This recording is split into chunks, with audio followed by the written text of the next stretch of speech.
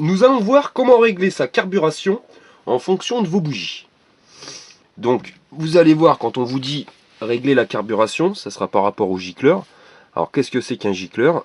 Un gicleur, c'est cette petite pièce-là. Vous voyez, avec un trou au milieu, je sais pas si on le voit bien, et qui permet de faire passer de l'essence. Plus le trou est gros, plus vous allez avoir d'essence qui va passer à travers, c'est logique. Donc plus le trou sera gros, plus le chiffre qui sera indiqué sur le gicleur sera gros. Vous pouvez voir, je ne sais pas si vous le verrez à la vidéo, mais sur le vôtre vous le verrez, vous avez un chiffre qui sera juste au-dessus.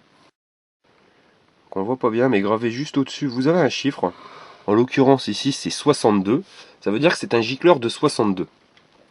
Quand vous prenez un gicleur de 68, vous avez un trou qui sera automatiquement plus gros que le 62.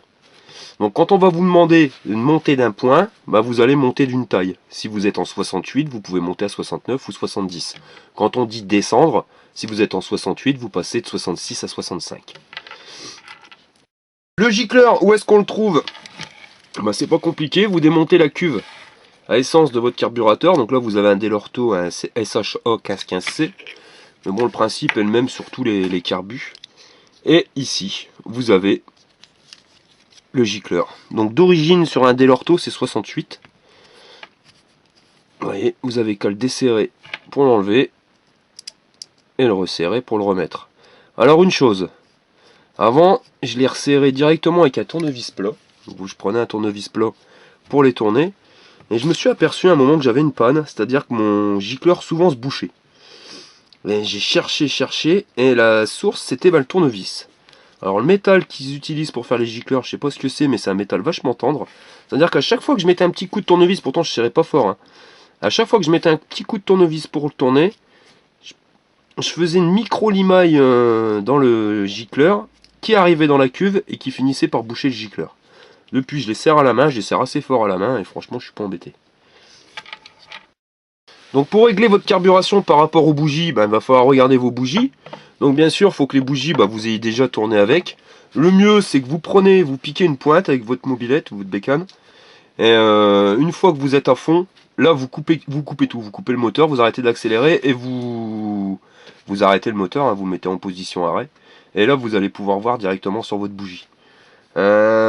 C'était facile avant, quand il y avait du super, parce que le super était avec du plomb. Et ce qui permettait de colorer les bougies, plus ou moins fort. Maintenant, avec le sans plomb, c'est beaucoup plus dur à regarder. Donc moi, j'utilise ça, un substitut de plomb. Ça coûte 7 € le bidon. Avec ça, vous traitez 50 litres de carburant. Vous êtes tranquille. Et ce qui permet de colorer un petit peu plus les bougies. Et ce sera beaucoup plus simple pour le réglage de carburation. Alors au niveau des couleurs de bougies, vous aurez en premier lieu celle-ci. Vous allez voir, donc quand on parle de la couleur de la bougie, c'est surtout au niveau de l'électrode. Alors l'électrode, c'est quoi? C'est la partie que vous allez trouver ici, vous voyez? Là. Donc d'origine, ça c'est blanc. Là, vous voyez, il tend vers le brun clair, il est clair, hein, vous voyez, même là, c'est clair. Quand vous voyez que ça commence à partir vers le blanc, c'est que là, vous n'êtes pas assez riche. C'est-à-dire que vous avez beaucoup trop d'air par rapport à l'essence. Trop peu d'essence. Donc si vous n'avez pas assez d'essence, vous montez de taille de gicleur. C'est-à-dire que si vous êtes en 68 et que vous avez une bougie qui est blanche comme ça, vous pouvez essayer 70. Vous réessayez avec une bougie neuve. Donc par contre, pour les réglages, à chaque fois que vous changez de gicleur, je vous conseille de changer de bougie.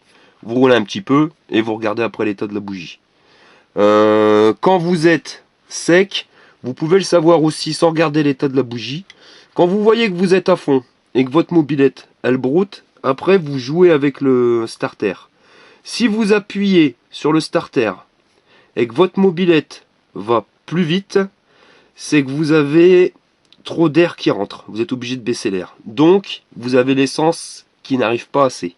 Donc, quand vous appuyez sur le starter et votre mobilette roule mieux, c'est qu'il faut monter en taille de gicleur.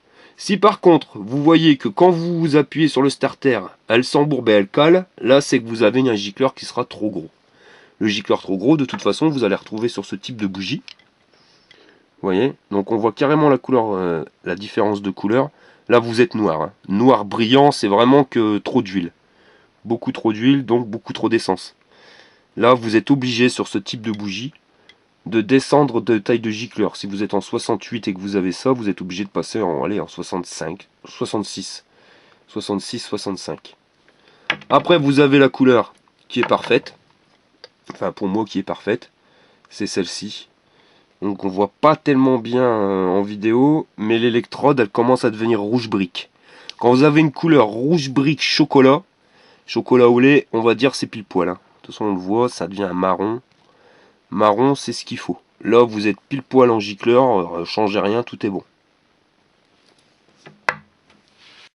La petite astuce que vous pouvez essayer aussi, si votre bougie, on va dire que le gicleur est trop gros, donc votre bougie est trop noire, ce que vous pouvez faire, vous pouvez changer de filtre à air. Si vous avez un filtre à air d'origine comme celui-ci, vous pouvez essayer les filtres à air sport. Et là qui laisse passer plus d'air. Donc si vous avez plus d'air, ça se mélangera mieux avec le plus d'essence. Donc vous pouvez trouver un, on va dire un réglage aléatoire comme ceci.